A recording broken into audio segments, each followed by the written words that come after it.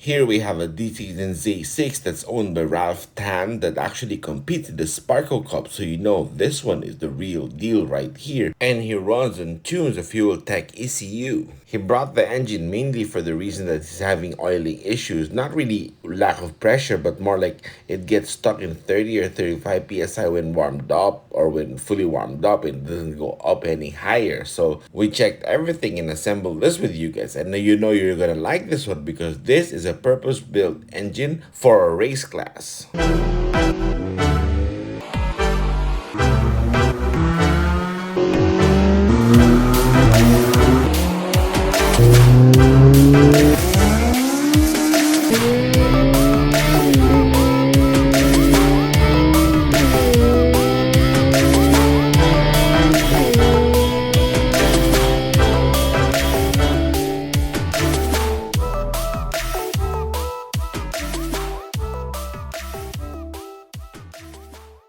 Alright, first things first, our new page is up and running. I had to make a new page because when my old Facebook got hacked, I lost moderation controls on it. So the old page still exists, but all of the activity is here on the new page. And we have the price list there for the general work like head porting, engine build, even cam degree and tuning. Everything is there. And of course, there are things that we don't get to use or put in the content. We just post it there.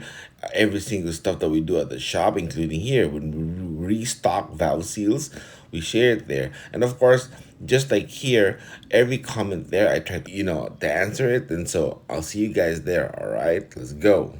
Now on to the subject. Okay, here Ralph Tan messaged us and he was having slight issues because his hatchback has been performing quite well at the Sparco Club. Is actually needing to finish the last three races of the season. This way he can keep on the podium or stay within the championships. So that's pretty good, right? So his engine is a D16ZC, a stock one, but with headers and a custom intake manifold. And that's all that there is to it. It's a tough little engine. And so we checked it and we checked the oil clearances and all with the bearings and all that. So we got it good now. But don't get me wrong, the previous builder that did this did it quite good or quite correct. It had 0.0014 main bearing clearances and 0.0015 rod bearing clearances, or 0.0016, sorry. So that's pretty good in my book, right? But we also check the rod side clearances, and we gotta make sure everything is gonna be flowing good. This way he does not see the oil issues that he has or he has been seeing previously. Oh, and his rod side clearances are 0.006, so that's within the factory range, right? That's pretty good. But of course, with such applications we need a bit of wider gap, so let's go work on that. Now on to the D16ZC block. Everything checks out fine, even the deck is flat, so we gotta make sure it's clean. There's the ZC. And so now here, we worked on the connecting rods because it had the 0.007 rod side play, right? So now we shot for 0.008 to 0.009. And we have an extensive topic of this on the membership only video. We talk about the misconceptions and what we do with the rod side clearances according to the main and rod bearings that we choose for. All right, so here we are. Now we're ready to assemble the block. Yes, the piston rings are there oiled up and it's all ready. And also the rod bolts are lubed well. Yes, sir. Yes, sir. Okay, now let's get this. Assemble the crank.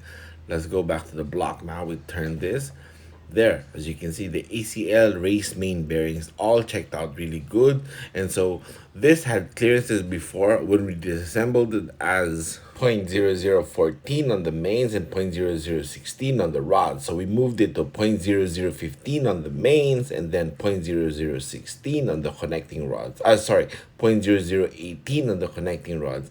And this is perfect for the said application. Each builder would decide a different way, but this is what works for us for track use. So we're sticking to that because it's been good for us. Okay, now we start off with the assembly lube. Of course, we drop in the crank and then the thrust washers. Make sure the groove side is facing out or facing the metal. Okay, now it's the main caps. We hand tight the main girdle just to make sure it's all snug and fit, right? Okay, here you go. Now we go with the first step, 18 feet-pounds torque. We're not gonna time lapse this because it's gonna be fast. Oh yeah, the clicking sound. You know, we all like that. So we torque this at the first step is 18 feet-pounds torque. Yes, sir. All right. Come on. Okay. Now there's just four more on the ends here. Now it's two left after this. Okay, last one. Or sorry, last two. All right. Okay, now on to the next and final step. 38 feet-pounds torque. Can you click the louder? Or the click is louder. Yeah, you hear that? It's louder. Yes, sir. Yes, sir. Okay, now we're gonna time lapse this so this is quick. All right. There you go. Now let's see how the crank turns. Oh yeah. Spins lightly. See that? I mean, you can feel that. Well, okay. Technically, can you see it? Sorry. Yes, and this is with assembly loop, so it's supposed to be holding it thicker. Okay, now let's turn it up. Let's go install the pistons. Shall we? Let's go.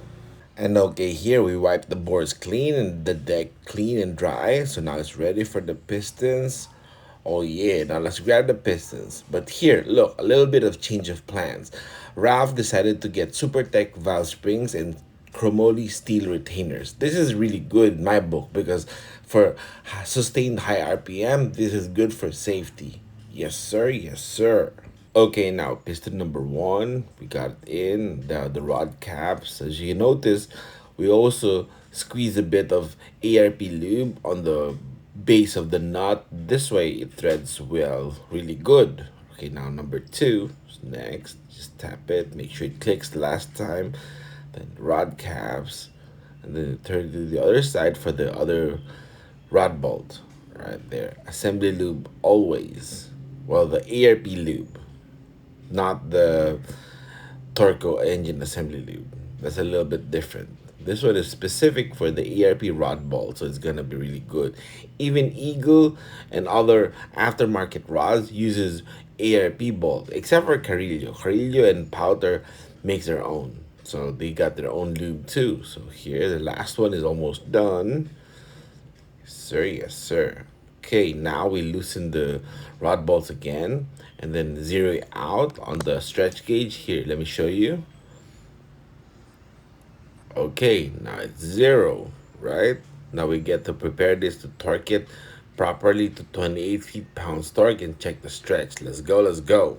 Okay, now after torquing it, there you go. 0.0050 to 55 is what ARP suggests or prefers on the stretch. So this is perfect. So we double check all the rod bolts and everything falls in fine properly. So this is good now. So now we have to wipe the deck to make sure it's dry.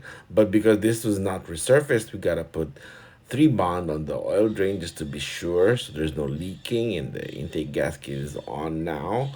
Then the head, then of course with the Allen wrench we start putting the ARP head stud. So this is complete now. Yes, we gotta keep it going so that it's hand tight on the stud itself down to the base of the block, because if it's not, it's prone to pulling threads, or the threads get pulled. So this has to be snug right up to the base. This is why Speed Factory's ARP head studs or Speed Factory's head studs are actually quite good, because it has an extension of the tip so that it bottoms out good. Now here the engine is all done, it's ready to be picked up. It's gonna be installed in the hatchback with Ralph and his friends and his crew. So basically the setup is a D16ZC with stock P28 pistons, stock everything but ARP rod bolts, and of course this time we blueprinted the oil pump, ported it, and also did all the stuff that we do. And you can have a check on that. We have a video on oil pumps here, so you can check on that and what we did with it. So this engine is going to be really good. It's also rocking a Supertech valve spring and steel retainers, so this is going to be safe even if it's sustained high RPMs. By the time you watch this, they already picked this up, and so they can actually start it up and test the car. This way is going to be ready for the last 3 leg. of the Sparco Cup. This is really cool, right? Because this is all business sort of engine. D16ZC that's meant for business.